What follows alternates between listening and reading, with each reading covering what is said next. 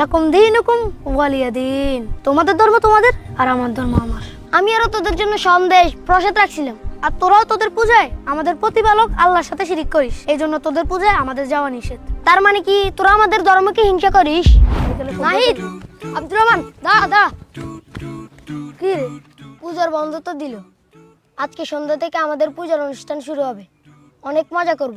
কিন্তু স্কুল বন্ধ হলে তো তোদের দেখা পাবো না, তাই মনটা খারাপ রে। আরে প্রদীপ, মন খারাপের কি আছে? মাত্র কয়টা দিনে তো। হ্যাঁ, নাহিদ তো ঠিকই বলছে, এক সপ্তাহ পরে তো আবার দেখা হবেই। আচ্ছা, একটা কাজ করলে কেমন হয়? পূজাতে তোদের দাওয়াত রইলো, তোরা আমাদের বাড়িতে চলে আসিস, তোদেরকে নিয়ে অনেক মজা করব। আচ্ছা, তাই হবে, আমরাও যাবো তোদের পুজোতে। কি বলিস নাহিদ? আমি যেতে পারি কিনা শিউর না রে, আমার বড় ভাই মনে হয় না যেতে দিবে। আরে দিবে না কেন? তোরা তো পূজা করবি না, শুধু দেখবি। আরে দিবে দিবে, না দিলে তুই চুরি করে চলে আসিস, আমি রাস্তার মোড়ে তোর জন্য অপেক্ষা করব। আচ্ছা ঠিক আছে, তুই আমার জন্য অপেক্ষা করিস, আমি সহমত চলে আসবো। ওকে। নাহিদ, এত তাড়াহুড়ো করে কোথায় যাও? আমার একটা হিন্দু ক্লাসমেট আছে, আমাকে আর আব্দুর রহমানকে ওদের পূজাতে দাওয়াত দিছে। আচ্ছা আমরা সবাই যাব, মানে ওদের পূজা দেখতে যাবো আর কি। আচ্ছা নাহিদ, বলো তো পূজা কাদের উৎসব? হিন্দুদের। হিন্দুদের। মুসলমানদের উৎসব কি কি? ঈদুল ফিতর আর ঈদুল আজহা। তোমার হিন্দু বন্ধু কি কখনো আমাদের ঈদুল আজহা আসছিল? না।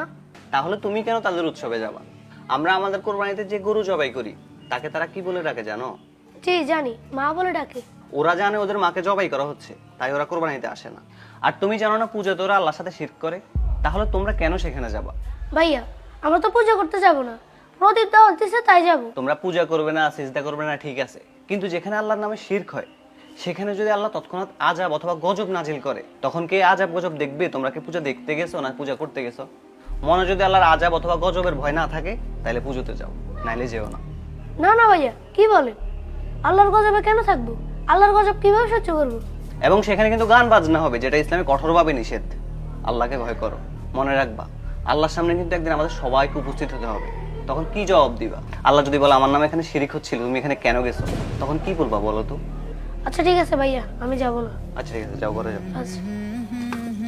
নাহিদ, এই নাহিদ, তুই বেটা কালকে আমার সাথে এমনটা না করলেও পারতিস। তুই আমাকে এতক্ষণ পর্যন্ত দাঁড় করায় রাখছস, আমি সন্ধ্যা পর্যন্ত তোর জন্য অপেক্ষা করছি। দোস্ত, আমার ভাই আমারে বুঝায় বলছে মুসলমানরা কেন পূজা যাওয়া নিষেধ। নিষেধ? কিন্তু কেন নিষেধ বলতো? তাইলে শুন। নাহিদ, আব্দুর রহমান, দাঁড়া দাঁড়া। কি রে, তোরকে এত করে বললাম পূজা আসতে, তোর আসলি না কেন?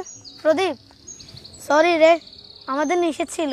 কিসের নিষেধ? কে নিষেধ করছে? আমি আরো তোদের জন্য সন্দেশ, বিভিন্ন রকমের ফল প্রসাদ রাখছিলাম, তোরা আসবি মজা করব, কিন্তু তোরা আসলি না, এটা হইলো? তা বল, কে মানা করছে আসতে না? আমাদের ধর্মে নিষেধ আছে রে। আমরা যেমন কোরবানি দিয়ে তোদের ধর্মের গুরুত্বপূর্ণ একটা পশুকে জবাই করি, এই জন্য তোরা আমাদের উৎসবে আসিস না। আর তোরাও তোদের পূজায় আমাদের প্রতিপালক আল্লাহর সাথে শিরিক করিস, এই জন্য তোদের পূজায় আমাদের যাওয়া নিষেধ। শিরিক? শিরিক আবার কি? আল্লাহর সাথে কাউকে মিলানোই হচ্ছে শিরিক। যেমন আল্লাহ ছাড়া অন্য কারো নিকট দোয়া করা, অন্য কারো নামে কোরবানি করা, মানত করা, এগুলোই শিরিক। আমরা তো আল্লাহর কাছে প্রার্থনাও করি না, আল্লাহর নামে কোরবানিও দিই না। তার মানে কি তোরা আমাদের ধর্মকে হিংসা করিস? আরে না না, হিংসা করবো কেন? আল্লাহ আমাদেরকে অন্য ধর্মকে হিংসা বা পালন করাতে বাধা দিতে নিষেধ করেছে। আর মহান আল্লাহ পবিত্র কোরআনে বলেন, লাকুম দীনুকুম ওয়ালিয়া দিন। তোমাদের ধর্ম তোমাদের আর আমার ধর্ম আমার। ও আচ্ছা, সুন্দর তো। লাকুম দিন, তারপর কি জানি? লাকুম দীনুকুম ওয়ালিয়া দিন। আধার হৃদয় জালো নূরের চেরা, মুছে দাও হৃদে যত কালিমা।